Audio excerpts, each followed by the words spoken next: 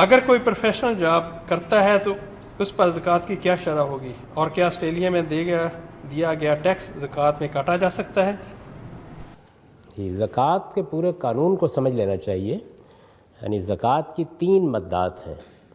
ایک مال، جس کو آپ ویلتھ بھی کہہ سکتے ہیں. آپ کے پاس سونا ہے، چاندی ہے، روپیہ ہے، آپ کے پاس کوئی پلاٹ ہے، آپ کے پاس کوئی ہیرے جواہرات ہیں، یہ آپ کی بچت کی صورت میں آپ کے بینک میں پڑے ہوئے ہیں، لاکر میں پڑے ہوئے ہیں، یا پلاٹ رکھا ہوا ہے، یہ مال کی کیٹیگری میں آتا ہے. دوسرے یہ ہے کہ جہاں سے پروڈکشن ہو رہی ہوتی ہے.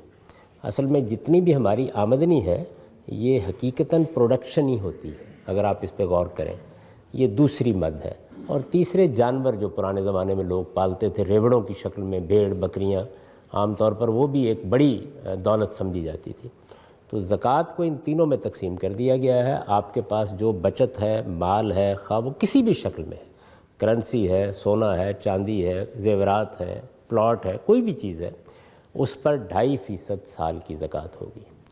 اور اگر کوئی پروڈکشن ہو رہی ہے، پروڈکشن زرعی بھی ہو سکتی ہے، آپ کی زمین ہے اس سے کوئی پروڈیوس آ رہا ہے، آپ نے کوئی صنعت لگائی ہوئی ہے اس سے کوئی پروڈیوس ہو رہا ہے، آپ نے کوئی پلازا بنا لیا ہے اس کا کرایہ آ رہا ہے، اس سے آپ کی آمدنی ہو رہی ہے، آپ ڈاکٹر ہیں، آپ کو فیس کی شکل میں کچھ ملتا ہے، آپ نے اسکول بنا لیا، کالج بنا لیا، اس میں آپ کو آپ کے ہاں فیسوں کی شکل میں پروڈکشن شروع ہو جاتی ہے.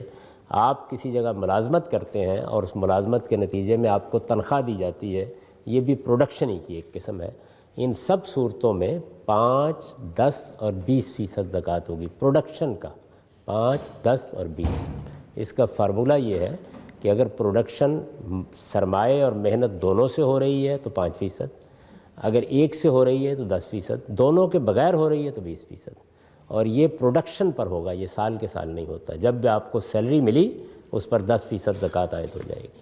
اور تیسرے جانور ہیں، ان کے بارے میں بھی اگر آپ پوچھیں گے تو میں عرض کر دوں گا. تو یہ ہے اسلام میں جو زکوٰۃ کا نظام ہے.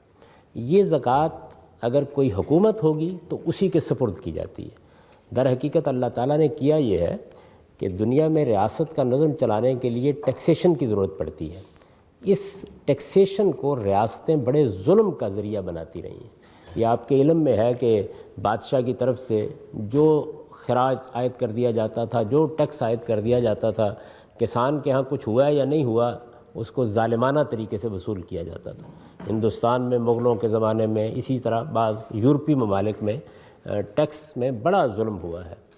تو اللہ تعالیٰ نے یہ اختیار ریاستوں سے چھین لیا اور یہ کہا کہ یہ تمہیں ضرورت کے تحت لینا تو ہے لیکن اس کی مقدار ہم خود مقرر کر دیتے ہیں. تو وہ یہ مقرر کی گئی ہے. یعنی تمام مال میں 2.5%، ہر طرح کی پروڈکشن میں جو آمدن ہوتی ہے جیسے ہی وہ ہوگی اس پر 5، 10 اور 20%. اور جو جانور ریبڑوں کی شکل میں پالے جاتے ہیں ان کے لیے الگ ایک نظام بنا دیا گیا ہے. تو یہ جو ساری کی ساری زکوٰۃ ہے یہ ریاست کا حق ہے، اسٹیٹ کا حق ہے کہ وہ لے لے. چنانچہ جس وقت آپ کسی اسٹیٹ کو ٹیکس دے دیتے ہیں، کیونکہ اس وقت تو خدا کے قانون کے مطابق آپ کے اوپر یہ زکوٰۃ نہیں عائد کر رہے ہیں، تو آپ کی زکوٰۃ کا حساب کر لیں. اگر اتنی رقم آپ نے دے دی ہے تو ادا ہو گئی آپ کی طرف سے، یعنی اس کو دوبارہ ادا کرنے کی ضرورت نہیں. اگر آپ چاہیں تو اللہ کی راہ میں جو جی چاہے دیں. تو یہ زکوٰۃ کا قانون ہے. تمام سیلریز پر 10% میرے نزدیک زکوٰۃ ہوگی.